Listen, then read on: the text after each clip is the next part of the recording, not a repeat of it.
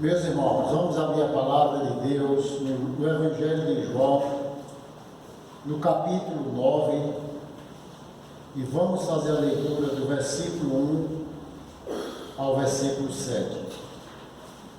Evangelho de João, capítulo 9, versículos de 1 a 7. Se pode abrir, eu vou ler, vocês podem acompanhar a leitura. João 9, de 1 a 7, diz assim a palavra de Deus. Caminhando Jesus, viu um homem cego de nascença. E os seus discípulos perguntaram: Mestre, quem pecou, este ou os seus pais, para que nascesse cego? Respondeu Jesus: nem ele pecou, nem seus pais, mas foi para que se manifestasse nele as obras de Deus. É necessário que façamos as obras daquele que me enviou enquanto é dia.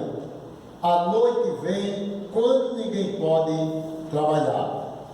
Enquanto estou no mundo, sou a luz do mundo.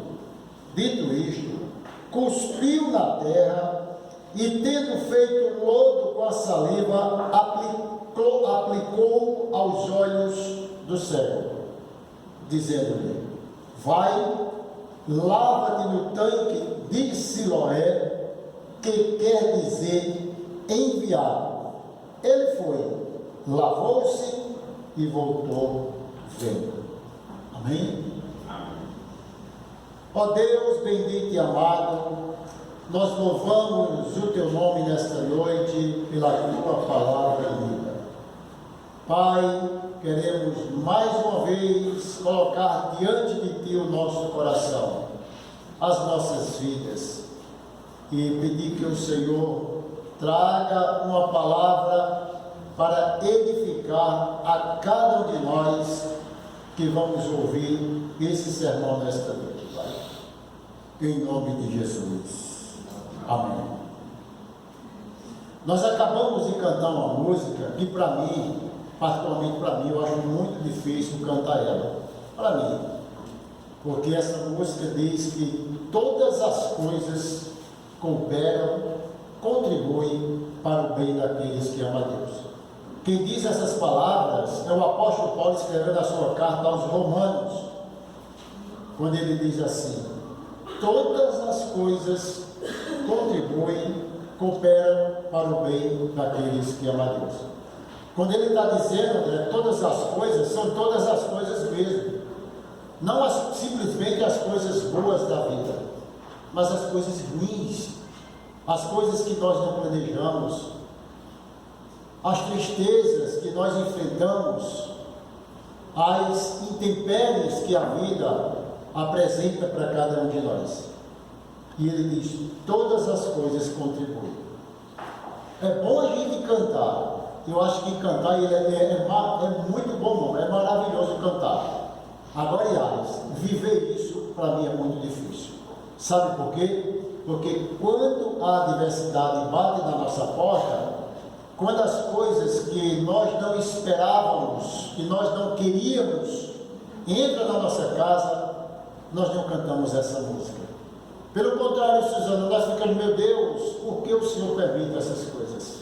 Nós não cantamos todas as coisas cooperam para o bem daqueles que amam a Deus. Eu trago essa música como uma introdução do que eu quero falar nesta noite. Do texto que nós lemos, da vida de um homem que nascera cego.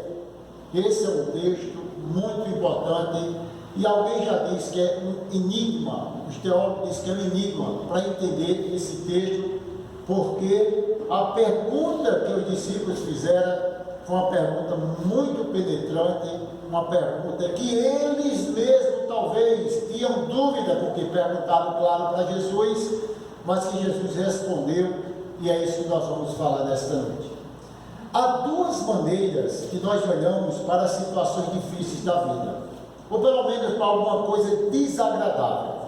A primeira maneira é quando nós olhamos com indignação por causa da irresponsabilidade dos outros. Eu coloquei no boletim a pastoral, falando de tragédias que aconteceram no ano de 2019. Entre elas, a barragem de Brumadinho, que matou quase 300 pessoas. Você olha para essa situação, você não vai cantar essa música aqui, todas as coisas, mas pelo menos aí nós uma indignação. Meu Deus, tanta irresponsabilidade que chegou a matar pessoas inocentes. Você vai lá, agora lá para aquela tragédia que acontecera no Flamengo, aonde, de uma forma trágica, o ninho lá do urubu, que é chamado Pega Fogo, 10 adolescentes, treinando, tendo um futuro para frente, morrem ali queimados. Tudo por causa de irresponsabilidade do homem. Aí você olha para essa situação aqui com indignação. Não você vai dizer todas as coisas, você fica, Deus, por que pessoas boas morrem por causa de irresponsabilidade dos outros? Entre outras e outras tragédias que acontecem, nós olhamos dessa maneira com a nossa indignação contra essas coisas. Mas a segunda maneira é quando nós olhamos para alguém que sofre, para alguém que passa uma situação difícil, e começamos a ver como este homem cego, quando nós olhamos e queremos perguntar a Deus o porquê. Aí nós não, mais uma vez, nós não vamos cantar todas as coisas que contribuem para o bem daquele que ama a Deus. Mas nós vamos dizer, meu Deus, por que essas coisas aconteceram? Por que exatamente aconteceu isso na minha casa? Entre outras situações. Uma pessoa que eu estou acompanhando, que está ela veio até aqui numa cadeira de roda, uma amiga nossa, e ela me pediu que a minha ajuda, que eu acompanhasse. Fui para ela com o médico essa semana, e sentamos lá no hospital da FAP, e ela sentada naquela cadeira, o médico disse todo o diagnóstico da vida dela. Aquilo ali eu me senti bem pequenininho, eu disse, meu Deus, imagine eu sentado naquela cadeira, ouvi o que ela ouviu. Abracei ela e disse, vamos estar em oração pela sua vida. É difícil você nessa hora cantar todas as coisas que contribuem para o bem daquele que ama a Deus. É difícil nós olharmos para esses momentos difíceis da vida e dizer, meu Deus, seja a vontade do Senhor. Ao contrário, nós ficamos tristes, queremos, Senhor, queremos exatamente que Deus faça o milagre.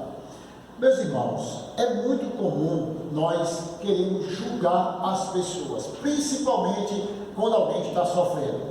Você olha para aquela pessoa, aquele seu amigo, aquela pessoa da sua intimidade, fala assim, ó, fulano está sofrendo, sabe por quê? Porque fez isso, isso e isso. Talvez fulano esteja pagando por algum pecado. Sempre nós encontramos uma resposta para o sofrimento de alguém, para o que alguma pessoa está passando. Isso é muito perigoso, e Jesus ele diz muito claro lá no Sermão da Montanha, cuidado porque vocês estão julgando, cuidado, vocês tiram a trave do olho de vocês, você tira aquele ferro grande para querer olhar a vida dos outros. Temos que ter muito cuidado, temos que ser sim, nessa hora, benevolentes, temos que estar com o nosso coração para ajudar as pessoas muito, muito melhor do que julgar. Fulano fez isso por causa disso. Fulano, ele entrou nessa situação por causa de alguma coisa que ele fez. Isso é muito comum. Jesus disse, não julgue para que não sejais julgados, pois com o critério que julgas, alguém será julgado. Porque vês o arqueiro no olho do teu irmão, porém não repara a trave que está nos teus próprios olhos. Meus irmãos, vamos agora para o texto. Esse é um texto que, como eu falei, alguns acham que é um mistério, um enigma desse texto. Porque os discípulos, Jesus vai caminhando com os discípulos em determinado lugar e de repente encontra um homem cego de nascença. E os discípulos, a Bíblia diz assim, viu Jesus, vou já falar um pouquinho sobre isso aqui, mas é que esse texto, ele vai trazer uma lição muito profunda para o nosso coração. Quando os próprios discípulos, não foi alguém muito longe, alguém que estava convivendo com Jesus, andava 3 anos com Jesus, vendo os milagres, vendo todas as maravilhas, mas um dia algo fica em aberto no coração daquele discípulo, como no meu coração, no seu coração, algo ainda fica pendente, como nós, se quiséssemos entender, porque Deus permite essas coisas. E agora esse homem vai passando, e a Bíblia diz, vai caminhando Jesus, viu um homem de nascença, e os seus discípulos perguntaram: mestre, quem foi que pecou? Nós vamos começar primeiramente pelo versículo 1, o versículo 1. Jesus caminha e vê o cego. Evidentemente, todos viram, tanto Jesus como os discípulos. Se você for ler os evangelhos, se você não ler bem direito, você vai pensar que há contradição. Por exemplo, tem evangelho que conta que um cego foi curado, outro conta que foram 2 cegos. Mas, pastor, há contradição? Não há contradição. É exatamente a maneira que as pessoas veem e elas relatam. Mateus de uma maneira, Marcos de outra e Lucas de outra maneira. Não há nenhuma contradição. Então, ambos viram o homem ali, cego de nascença. Tanto Jesus viu, claro, como o discípulo viu, até porque os discípulos fizeram essa pergunta. Mas veja só, esse é um milagre que só acontece aqui no livro de João. Não existe nenhum outro milagre de alguém que fora cego de nascença. Existe para um paralítico lá em Atos capítulo 3, que era cego de nascença. Mas esse é o único milagre. Quem é esse homem? É possível que esse homem era conhecido, alguém conhecia, porque os discípulos perguntaram, talvez com tanta propriedade, que sabia de detalhes que ele era cego desde o seu nascimento. Era mais ou menos alguém que ele conhecia, talvez por ter conhecido é que eles indagaram com Jesus. Então, esse era o homem que os discípulos viram. Mas vamos aqui agora, a palavra diz assim: viu Jesus.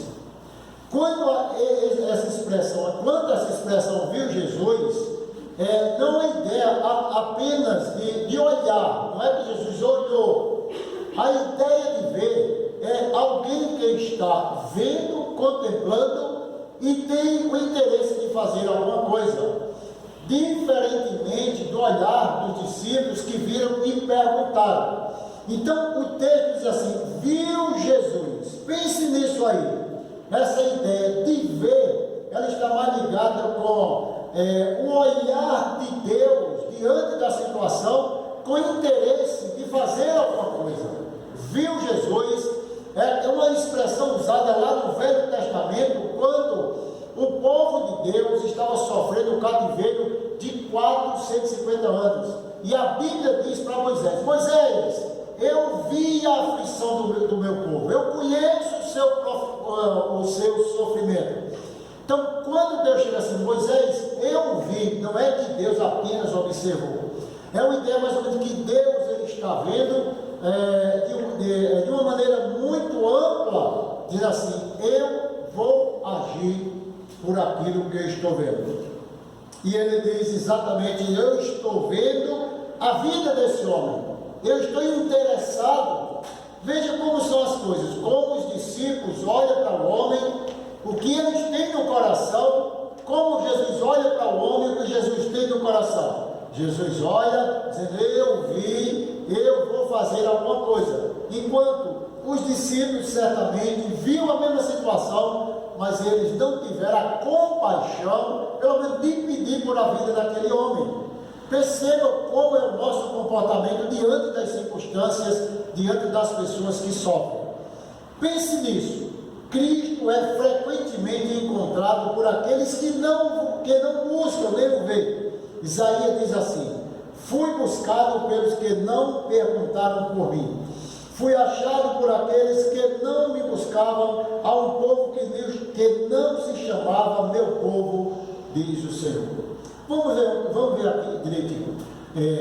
Perceba, olhe para aqui, perceba que sempre a iniciativa é de Deus. Nenhum de nós, não é que eu queira julgar, mas eu creio que nenhum de nós queríamos chegarmos a Deus. Nenhum de nós planejamos assim: eu vou para Deus, eu vou aceitar, eu vou me converter, porque isso não tem nem sentido. Da mesma maneira que ele vai ao encontro do cego, entre outras pessoas que precisavam de salvação, assim também somos nós. Primeiro, se depender de mim e de você, nunca iremos atrás da nossa salvação. Pastor, como é que o senhor diz isso? Baseado no livro de João, quando Jesus diz assim: não foste vós que me escolheste, fui eu que escolhi, eu que fui atrás de vocês, eu que não desisti de vocês. Como ele também fala para o povo de Israel: eu vim aqui conduzir vocês. Você percebe que todo o relato da palavra de Deus é Deus indo ao nosso encontro, é Deus buscando cada um de nós. Não somos nós que estamos dispostos a seguir a sua. Pelo contrário, algum de nós hoje teve desanimado. Durante essa semana, quem sabe nós estávamos tão desanimados, nós estávamos desapontados, até mesmo sem querer vir para a igreja, ou sem querer ouvir a palavra do Senhor. Viemos, claro, porque assim Deus nos trouxe, não eliminando a nossa responsabilidade. Mas é provável que você veio hoje e eu, talvez assim um pouco angustiado, porque eu vim, poderia não ter vindo, ficado em casa. Então, desse texto aqui, quando Jesus veio, nós entendemos que a iniciativa é dele. Nenhum de nós temos a iniciativa de ir a Deus. Nós vamos sim, quando recebemos o chamado eficaz de Deus, quando Deus vocaciona cada um de nós para a salvação. Nem também nenhum de nós estamos dispostos a nos encontrarmos com Deus para pedir perdão pelos nossos pecados. Nenhum de nós, pelo contrário. Do relato bíblico até o dia de hoje, você vai perceber: quem pecou contra Deus tentou fugir. Quem desobedeceu a Deus não disse assim: agora eu vou voltar, vou pedir perdão. Pelo contrário, todos esses que pecaram, esses não se arrependeram, esses não quiseram buscar a Deus de sua boa vontade. Você vai para o relato da palavra de Deus na vida de Adão e Eva. Eles pecaram, Deus foi lá no final do dia conversar com ele, dizendo que eles precisavam voltar. Davi pecou, escondeu o pecado, passou um ano muito tranquilo, não disse nada a ninguém, até o dia que ele foi confrontado pelo profeta Natan. Perceba que eu e você, nós precisamos, sabe o que? Ser confrontados mesmo, pelos nossos erros, pelos nossos pecados. A princípio eu digo que Deus, ele vai ao nosso encontro, porque ele sabe que ele, carne, eu e você nunca teríamos essa coragem, esse desejo de servir a Deus. Talvez nós tenhamos muito prazer de ter uma vida de santificação, mas a iniciativa, Júnior, de dizer eu vou, nós não temos. Como também não temos esse prazer de dizer: Deus, eu vou para ti agora porque eu cometi esse pecado. Pelo contrário, nosso coração ele é endurecido, nosso coração ele é fechado e ele não aceita ser confrontado. Vemos isso na vida de Eva, de Adão, na vida de Saul, na vida de Ananias e Safira, que mente, o casal mente para Deus, mente para o Espírito Santo. Eles estão lá, não estão nem aí com o que está acontecendo, até o dia que Pedro chega para ele: vocês deram ouvido a Satanás, encheu o coração de vocês. Então nós temos dificuldade, primeiro, de nos aproximarmos de Deus para receber a salvação. Segundo, depois da nossa salvação, chegar para Ele e contar os nossos erros e reconhecer os nossos erros e os nossos pecados. Então, a maneira que viu, Jesus viu com um olhar de compaixão. Nós estudamos hoje exatamente sobre o nono mandamento, como nós estamos falando das pessoas, como nós estamos conduzindo as palavras das pessoas. Você está, feito Jesus, olhando para aquele e vendo os defeitos, ou você está olhando para aquele e assim: meu Deus, por que nós não podemos fazer alguma coisa por essa pessoa? No versículo 2, nós vamos encontrar agora a pergunta, mas é uma pergunta que parece que eles estavam enganchados, engasgados, sem entender aquela situação.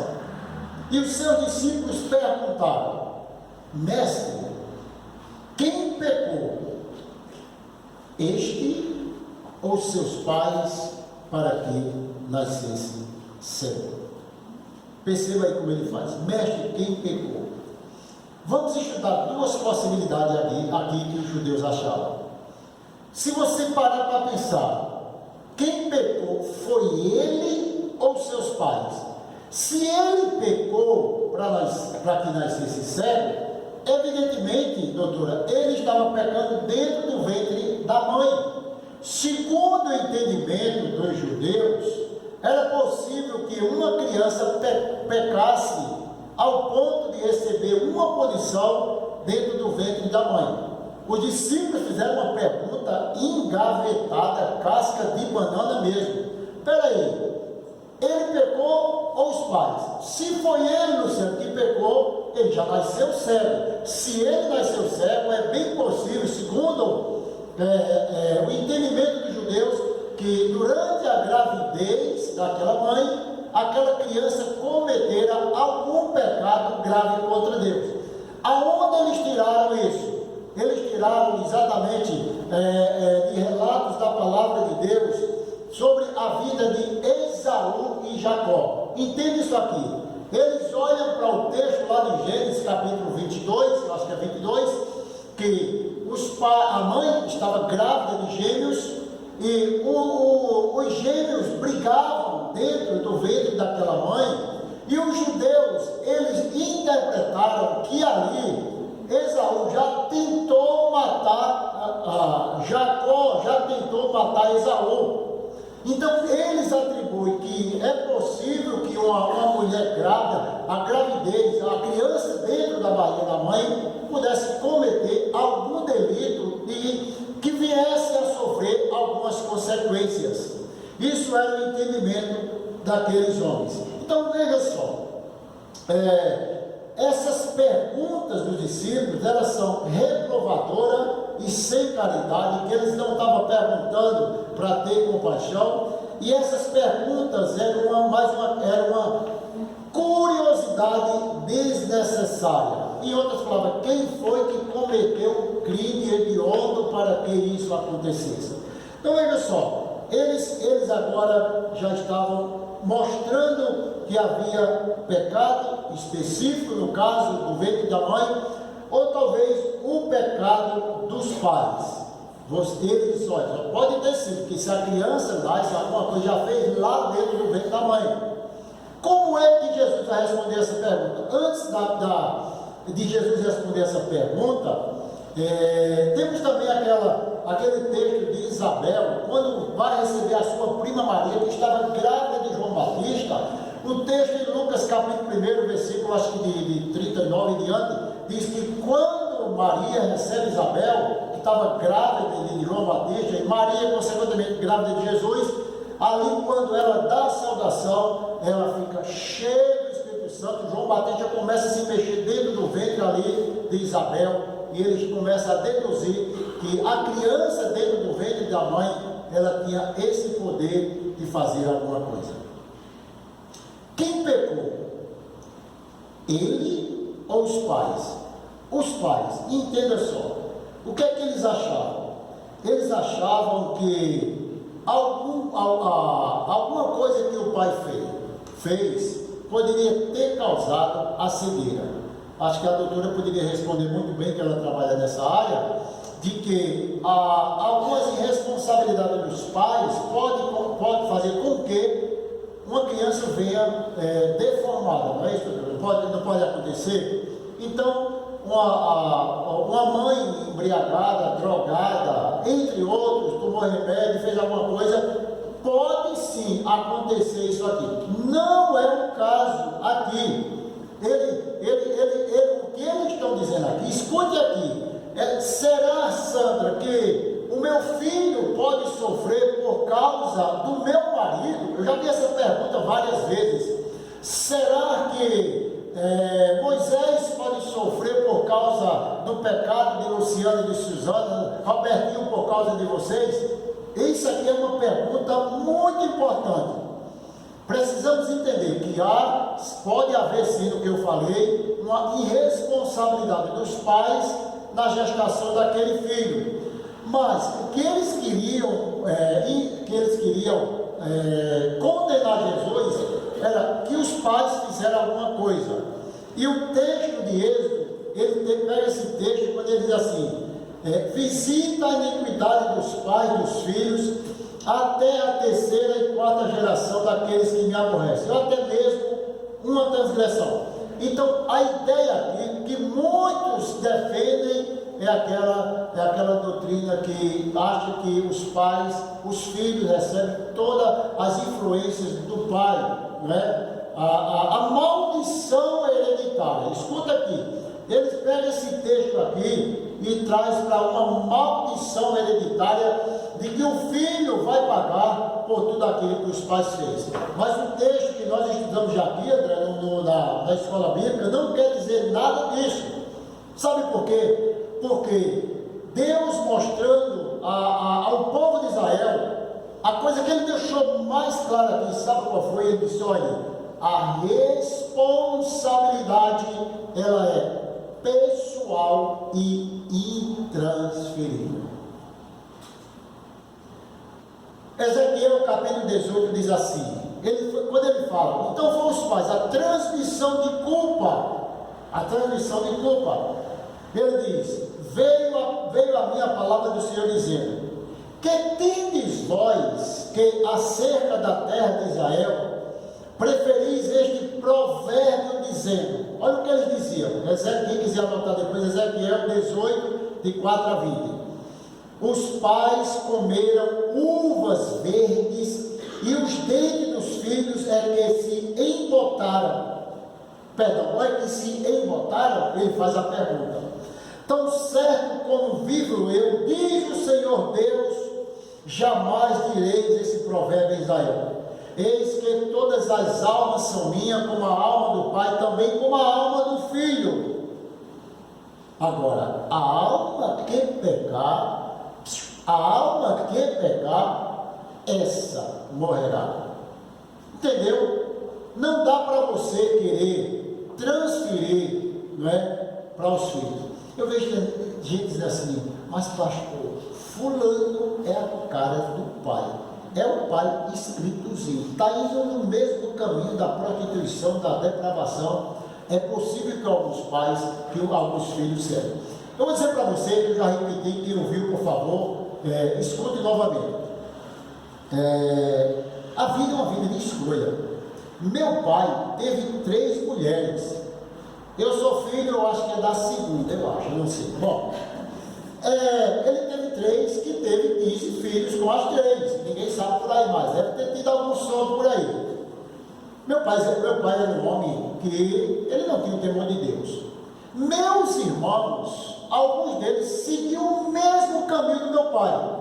Um dos meus irmãos teve 3 mulheres, tem 6 filhos, 3, sei lá, eu não sei nem dizer, mas tanto filho que tem meus irmãos. E hoje não é pastor, mas teve 3 famílias, 3 mulheres também. Eu, graças a Deus, só tive a minha mulher, está aqui presente, só tenho ela e quero morrer bem velhinho com ela. Amém? Amém. Então, por que nós queremos transferir a responsabilidade dos nossos filhos aos pais? Está vendo aí? É o pai. A gente vê que em alguns casos, não é? O filho parece que vai seguir o caminho do pai. Eu falava para minha esposa esses dias, está seguindo o mesmo caminho do pai, da bebedeira, da bagunça, de tanta coisa. Mas assim, não é uma regra, porque a Bíblia diz que você é responsável pelos seus atos, João Pedro. Você é responsável. Você não tem que estar culpando o seu pai. Porque meu pai não fez problema seu. Nós devemos procurar os nossos caminhos bons aqui na vida. Aí aqui a preocupação é que ele dizia assim, é algo que aconteceu com o seu pai. O pai fez alguma coisa, não é? É tanto que as pessoas ficam em crise, talvez assim.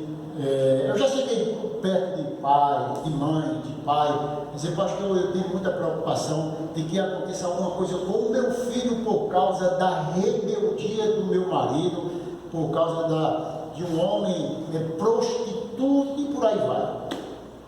Eu digo, irmão, você vai orar e vai abençoar a sua família.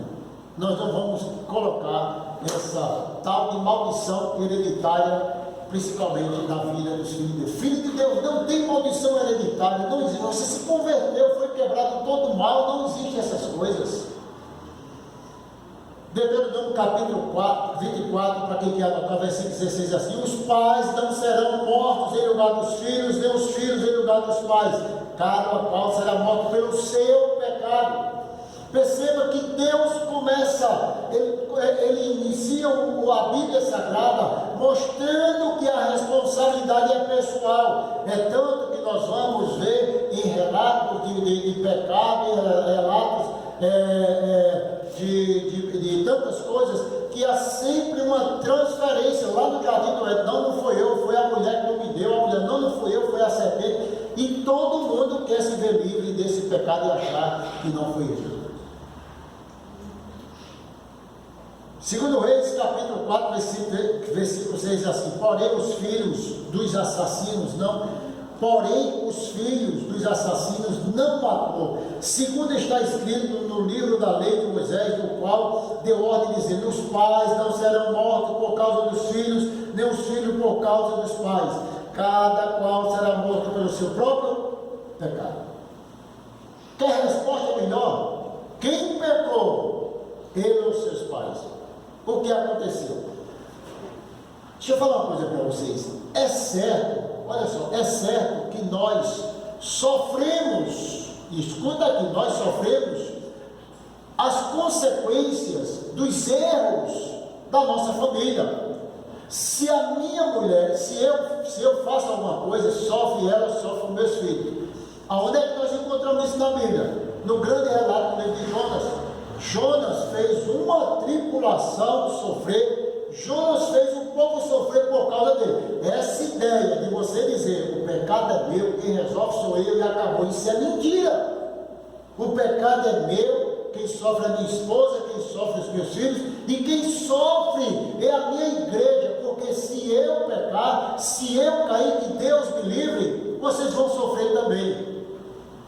Isso aí sim. Agora pagar pelos meus pecados, ninguém vai pagar. Então veja só, aí Jesus, ele vai dar a resposta diante dessas duas opções que colocaram diante de Jesus. Me responde aí, foi ele ou os pais? Jesus sabiamente disse: nem pecou ele, nem ele pecou, nem seus pais, mas foi para que se manifestassem nele as obras de Deus. Quando a gente vê esse versículo aqui, nós percebemos que há propósito de Deus no sofrimento.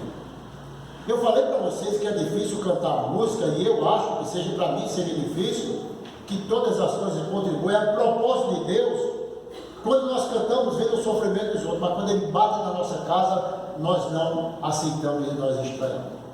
Jesus disse: olha, tudo isso que aconteceu tem um propósito. Esse propósito só quem entende é Deus. Se você for fazer um relato ou estudar a Bíblia, é certo que muitos cegos não foram curados. Se você for estudar a Bíblia, você vai entender que muitas viúvas de Israel não foram supridas, mas algumas foram supridas de uma forma milagrosa. Então, essa pergunta é uma pergunta muito penetrante, e que nós devemos dizer: meu Deus, é desse jeito que as coisas acontecem. Quando ele diz, pense bem, quando ele diz assim: nem ele pecou, nem os seus pais, mas foi para que se manifestasse as obras de Deus. As obras de Deus aqui, nós vamos entender que não são bênçãos materiais, né? As obras de Deus aqui são a salvação, até porque o texto ele vai trazer um pano de fundo aí sobre a salvação do homem, a cegueira espiritual do homem. Nós somos cegos de nascença, nós não temos condição de abraçar a salvação, nós estamos cegos, nascemos cegos, somos cegos espiritualmente, precisamos de luz do mundo, de alguém que guie o nosso coração. E ele diz: não, foi para que se manifestassem nele as obras de Deus. Perceba que que Jesus está falando aqui, que o homem que recebera a salvação de sua alma e a cura dos seus olhos. Por que é tão importante, né, para aqueles que querem procurar as bênçãos de Deus, para aqueles que querem somente estar na igreja porque precisa colocar em oração alguma coisa que está pendente? Aqui, o principal aqui é que aquele homem ele foi alcançado, e a Bíblia diz que os seus olhos foram abertos. Mas que ilustração maravilhosa, mas que lição grande! Os seus olhos, os meus olhos espirituais, eles serão abertos no momento que Deus venha abrir o meu olho, que Deus venha tocar no meu coração. Porque se não for assim, não chegaremos a nenhum lugar, seremos pessoas perdidas, cegos, moribundos dessa vida. Ele diz: foi somente para que nele se manifestasse as obras de Deus. Isso faz me lembrar uma doutrina que eu tento abraçar, abraço, procuro e estudo, chama-se a doutrina da providência de Deus. Quando o sábio Salomão, escrevendo em Provérbios, diz assim: a sorte se lança no regaço, mas do Senhor procede toda decisão. Pastor, e aquilo que foi ruim procede de Deus. Tudo, Deus está no controle. E exatamente na confissão de fé que diz assim: pela muito sábia, santa providência, segundo a sua infalível presciência e livre e imutável conselho de sua vontade. Olhe para aqui agora: Deus, o grande Criador de todas as coisas, para o louvor da sua glória, de sua sabedoria e poder, justiça, bondade e misericórdia, sustenta, dirige, dispõe e governa todas as criaturas, todas as ações delas e todas as coisas, desde a maior até a menor. Percebeu que tudo está no controle de Deus. Quem nasce cego, quem não nasce, quem nasce aleijado, quem sofre acidente, tudo está dentro do controle de Deus. O que nós temos dificuldade de entender é porque Deus permite essas coisas acontecerem na vida de tantas pessoas. Ele vai para o versículo 4 dizer agora: é necessário que façamos as obras daquele que me enviou, enquanto é dia. Enquanto é dia. A noite vem quando ninguém pode trabalhar. Amém? O que ele quer dizer com isso aqui, meu irmão? É necessário que façamos, olha aí o plural, façamos, eu e você, André, eu e você, Alice, que façamos a obra de Deus. É necessário que façamos a obra daquele que me enviou. Qual é a obra que Deus enviou para nós, confiou para nós? Vamos ver. Qual é a obra de Deus? Nós queremos entender que obra de Deus é orar para as pessoas ficarem ricas, ficarem bem de vida.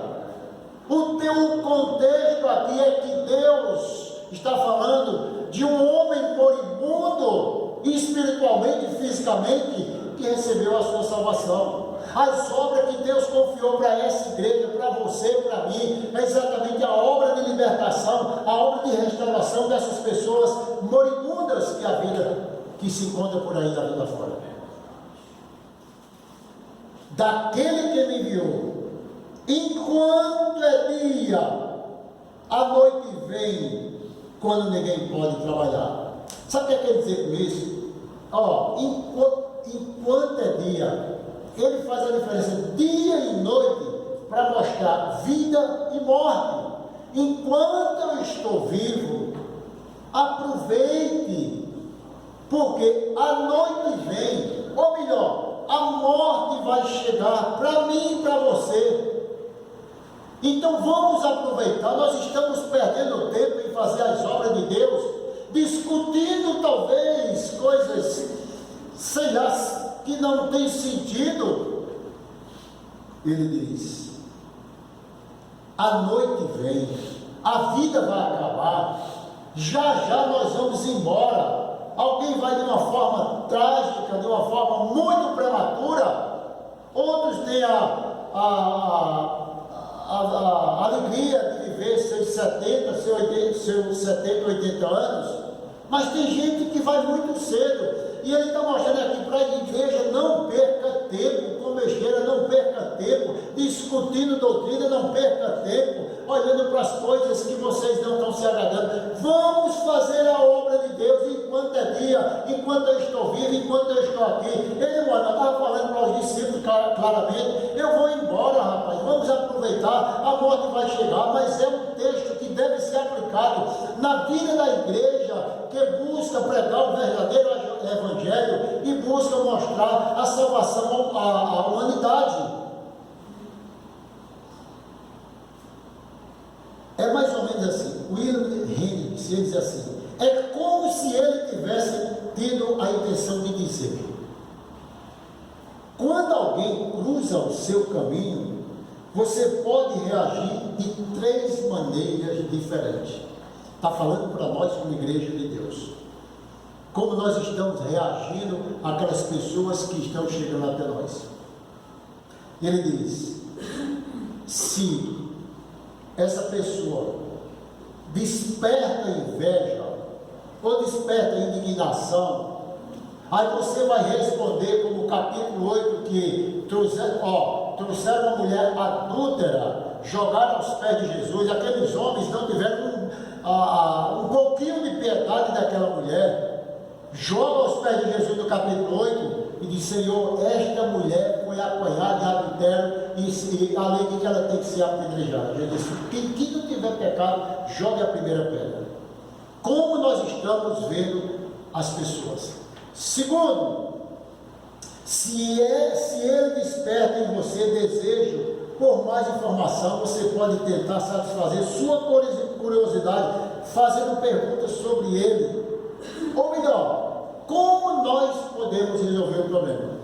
Ou você pode olhar para essa pessoa com esse olhar diferente dos discípulos, que olha com amor, que olha tentando resolver essa situação. É bem diferente o que ele faz. Ele diz: não perca tempo, porque enquanto eu estou no mundo, eu sou a luz do mundo. E quando Jesus está no mundo, é Ele que vai clarear o nosso caminho, é Ele que vai trazer luz ao nosso coração, é Ele que vai te usar de forma maravilhosa para levar essa luz e esse evangelho às pessoas. Vamos ser bem sinceros: quantas oportunidades nós perdemos, talvez porque não queiramos que aquela pessoa receba aquilo que nós recebemos de Deus, que é a salvação de Jesus Cristo. Quando nós somos egoístas espirituais, de achar que nós somos os únicos merecedores das benesses de Deus. Versículo 6. Dito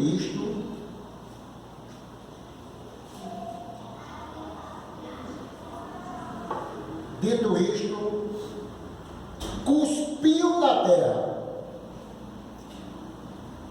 tendo feito lodo com a saliva, aplicou aos olhos do céu. O que é que nós entendemos com isso? É um método muito estranho. Se a pergunta já era estranha, quem pegou, aqui parece que aumentou ainda a curiosidade dos discípulos. Espera aí, eu já não estou entendendo muita coisa. E agora esse método de usar cuspe, não é? É até uma expressão, se você vê alguém cuspir, você fica logo ali meio, ixi, que nojo, alguma coisa desse tipo. E Jesus era igual a mim, você cuspia do mesmo jeito, suave e tudo. Ele faz um emplasto ali, de barro, de terra, aquilo ali, e aplica aos olhos do céu. O que isso traz para nós, Aflito, é exatamente métodos de Deus agir na vida dos seus filhos. Cada pessoa tem uma maneira de ser alcançada por Deus. E nós queremos escrever uma lista para Deus, e assim, Deus, faz assim, assim, assim, para alcançar o meu marido, a minha esposa, o meu filho. Deus, faz dessa maneira. Não tem regra, não temos como determinar como Deus vai alcançar o coração das pessoas, ou vai curar. Ele diz: aplicou-lhe os olhos ao céu. Essa forma é muito esquisita. Alguns dizem, não é, estudiosos, que a areia representa o homem que veio do pó da terra. Por isso que Deus usa. Talvez não sei se é especulação, alguns estudiosos. Não, ele pega a terra para mostrar: você veio da terra, é daqui que você veio, e aplica os olhos. Bom, é somente algumas deduções que algumas pessoas acham. Então veja só, esse método ele fica um pouco esquisito. O que nós queremos entender é que o que é muito importante aqui chama-se a obediência daquele homem. Amém? A obediência, como é que Deus faz? Da maneira que Ele quer. Vocês imaginem aí, olha para aqui. Marcos capítulo 4 narra a história de um homem que era possesso pelo demônio. Ele morava nos sepulcros, dentro dos cemitérios, se cortando as unhas grandes, feito um bicho, não morava em casa. Esse homem era alguém totalmente afastado da sociedade, aí endemoniado, longe do povo. Jesus, quando desce da praia, desembarca lá na praia, esse homem vem correndo ao encontro de Jesus para conversar com Jesus. Para resumir a conversa, Jesus permite que este homem ele seja salvo, mas que aqueles demônios entrem numa manada de porcos. Há várias explicações para isso, mas eu começo a pensar: quanto prejuízo houve para que aquele homem fosse salvo? Já pensou? Morreram mais de 2.000 porcos. Eu fico pensando: meu Deus, o que é que o dono da pocilga tem a ver com o endemoniado que gritava na beira da praia? Porque o método de Deus, Ele está preocupado se eu vou perder, se você vai perder. Sabe o que é que Deus quer? Ele quer que a minha alma seja salva, restaurada, em nome de Jesus. Ninguém quer perder, mas de repente nós precisamos perder um pouquinho para começar a ganhar algo no mundo espiritual. Mesmo que depois Deus dê de volta, mas às vezes acontecem essas coisas. Ele conclui dizendo: veja como médico, Deus poderia dizer assim: André, vai embora, está curado. Ele curou. Os cegos lá na beira do Bartimeu, e ela: o que é que você quer? Quer ser curado? Vai embora, tu está curado e pronto. Uma palavra. Sabe, esses métodos que a gente começa a pensar: por que Deus fez essas coisas? Eu, particularmente, eu não faria isso nunca. Eu ia cuspir no chão e jogar no rosto de ninguém. Mas eu dizia: vai embora em nome de Jesus. Ele diz: vai, você agora está com isso. Ainda não tinha recebido, porque havia um processo de Deus na vida daquele homem. Ele diz: André, agora você vai lá no tanque de Siloé, que quer dizer enviado. Ele foi, lavou e voltou curado. Isso traz para nós uma grande aplicação de que o próprio tanque quer dizer o quê? Quer dizer o quê? Quer dizer o quê? Enviado. Sabe o que quer dizer assim? Só tem um enviado de Deus para curar os teus pecados. Amém? Você pode procurar salvação em qualquer outro lugar, você não vai encontrar, porque ele começa a mostrar aqui essa metáfora do tanque. Vai lá, o nome do tanque é enviado, para você entender que a sua vida e a sua salvação, ela vem de Deus, vem que Jesus Cristo foi o enviado de Deus para salvar a humanidade. Você percebeu que houve aí um processo de salvação na vida daquele homem, e ele conclui dizendo assim: vai ao tanque de Siloé. Ele foi e voltou o quê? Vendo curado. Nós precisamos receber exatamente, obedecer às ordens de Deus. Só existe salvação em Jesus Cristo. Ele mostra aqui toda a situação de um homem cego, para trazer uma lição espiritual na vida dos discípulos, trazendo um protagonista, um homem cego, mas que a ideia principal é dizer assim: eu sou a luz do mundo, você vive em trevas, você precisa de mim. Sabe uma coisa, você pode rodar Campina Grande, o Brasil e o mundo, mas a salvação vem de mim, de Jesus Cristo. Amém? Que Deus abençoe. Vamos orar?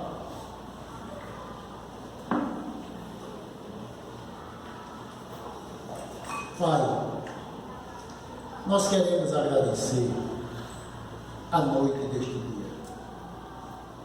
Senhor, obrigado, porque nós precisamos, como este homem cego, reconhecer que Tu és o único que pode trazer luz, salvação em nossas vidas, Pai. Em nome de Jesus.